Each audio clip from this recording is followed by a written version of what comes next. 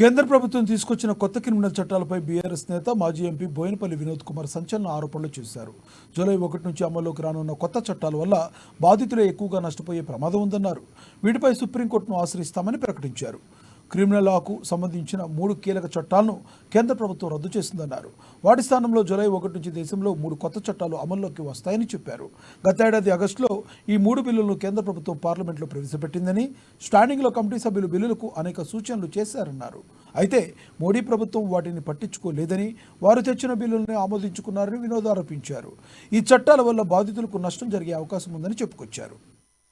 అంటే చట్టం కాకముందు బిల్స్ ని పార్లమెంట్ లో ప్రవేశపెట్టిన తర్వాత స్టాండింగ్ కమిటీకి రిఫర్ చేస్తారు. Parliamentary standing committee. ఆ స్టాండింగ్ కమిటీస్ వీటిని విస్తృతంగా దేశవ్యాప్తంగా స్టేక్ హోల్డర్స్ దానికి సంబంధించినటువంటి వాళ్ళతోని చర్చిస్తారు. ఏ చట్టాలైనా కూడా తయారు చేయాలనుకున్న బిల్స్. నేను కూడా 10 సంవత్సరాలు పార్లమెంట్ సభ్యుడిగా ఉన్న సందర్భంలో స్టాండింగ్ కమిటీస్ లో ఉన్నాను. నేను 4-5 స్టాండింగ్ కమిటీస్ లో ఉన్నాను. చట్టాలు వచ్చినప్పుడు విస్తృతంగా పర్యటిస్తాం ఆ స్టాండింగ్ కమిటీ మెంబర్స్. ఇక్కడ కూడా రిఫర్ చేసిండ్రు నామకే వాస్తే. నిజంగా కూడా ఉన్న వాళ్ళు కూడా చాలా సూచనలు చేశారు. స్టాండింగ్ కమిటీలో ఉన్నటువంటి పార్లమెంట్ సభ్యులు కొన్ని మంచి సూచనలు చేశారు.